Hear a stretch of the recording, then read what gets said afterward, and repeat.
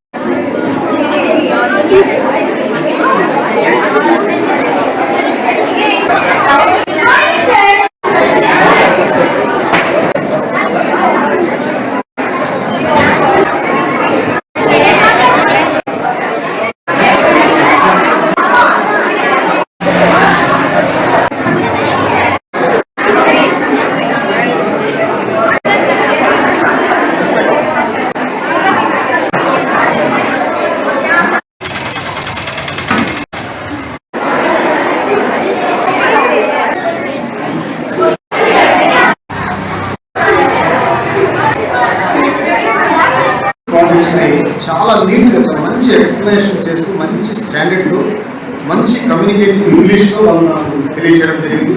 I feel very very very happy.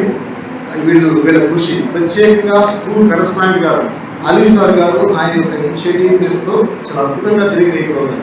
వాస్తవంగా national science day అనేది ఎందుకు జరుపుకుంటామంటే డాక్టర్ సివి రామన్ గారు ఆయన 1928 ఇయర్లో 1928వ సంవత్సరం 28వ రోజు అంటే ఈరోజు ఫిబ్రవరి 28 ఆయన ఫిజిక్స్లో సైన్స్ ఆ యొక్క లైట్ ఏ విధంగా స్కాటర్ అవుతుంది అనే దాన్ని, కాంతి కిరణాలు ఏ విధంగా స్కాటర్ అవుతున్నాయి అనే దాన్ని ఎక్స్ప్లెనేషన్ చేసి వివరించి అది ప్రజెంట్ చేసినప్పుడు గాట్ ద నోబెల్ ప్రైజ్. ఆయన కనుక్కున్నాడు, ఆ అంశాన్ని కనుక్కున్నాడు కాబట్టి ఒక అద్భుతమైన ఆవిష్కరణ. దాని ద్వారా లైట్ వేవ్స్ పట్ల ఏ విధంగా అనేది చాలా చాలా రీసెర్చ్ జరిగాయి.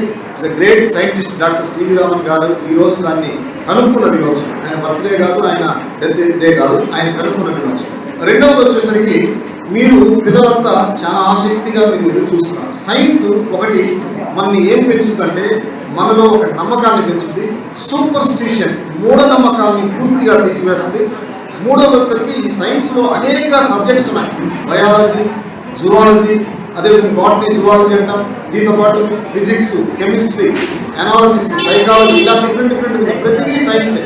మనం జీవించే జీవితంలో ప్రతిదీ సైన్సే. అందుకని ఇంకా మతం మూఢ నమ్మకాల్లో వెళ్లకుండా సైన్స్ని ప్రమోట్ చేసుకుంటూ ఈ సైన్స్లో జరిగే ఆవిష్కరణలు మీరు కూడా ఇంకా చేస్తూ ఈ సైన్స్కి మీరు బాగా ఆవిష్కరణలు డెవలప్ చేయాలంటే మెదడుని మాత్రం ఖచ్చితంగా జోడించాలి. మెదడులో ఉన్న అద్భుతమైన శక్తి, విశ్లేషణ శక్తి, అదేవిధంగా లాటరల్ థింకింగ్, ఇటువంటి లాజికల్ థింకింగ్ వీటిని డెవలప్ చేస్తూ సైన్స్ని జోడించి మీరు ముందుకు వెళ్తే అద్భుతమైన ప్రయోగాలు మీరు చేస్తారు. అది ఏ రంగంలో అయినా. ఈవెన్ నోబెల్ బహుమతులు కూడా ఈ సైన్స్లో కొన్ని విషయాల్లో మీకు ఇస్తారు. మెడికల్ కావచ్చు, అదేవిధంగా దీనికి సంబంధించిన వాటిలో ఎన్నో ప్లాన్ ప్లస్ ప్రాక్టికల్గా మీరు అప్లై చేయగలిగితే మీరు యువ శాస్త్రవేత్తలుగా, రీసెర్చ్ పర్సన్గా మీరు తయారవుతారని ఆశిస్తూ థ్యాంక్ యూ. మీడియా మిత్రులకు అందరికీ సందర్భంగా మన సిటిజన్ హై స్కూల్ విచ్చేసిన సీనియర్ సైకాలజిస్ట్ వి సురేష్ బాబు గారు ఇప్పుడు వరకు చాలా చక్కగా మన సైన్స్ డే గురించి వివరించారు. సివి రామన్ గురించి, అలాగే ఎన్నో సైంటిస్టులు మన నెల్లూరు నుంచి ఇప్పుడు ప్రజెంట్ మన ప్రధానమంత్రి టీంలో ఒక గొప్ప సైంటిస్ట్ ఉన్నారు.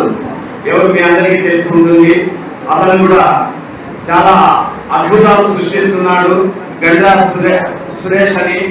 అతన్ని కూడా అదే విధంగా మన సురేష్ గారు మన మిత్రులు, ఆయన మన చిన్నారులు చేసిన ఈ ప్రాజెక్ట్ గురించి చాలా చక్కగా విని వాళ్ళందరినీ ప్రశంసించి ఈ టైంలో ఎంత బిజీగా ఉన్నా సార్ నా కోసం టైంను కేటాయించి ఇక్కడ వరకు విచ్చేసినందుకు మరోసారి మన స్టాఫ్ తరఫున, మన అందరి తరఫున సార్కి మరోసారి ధన్యవాదాలు తెలియజేస్తున్నాను.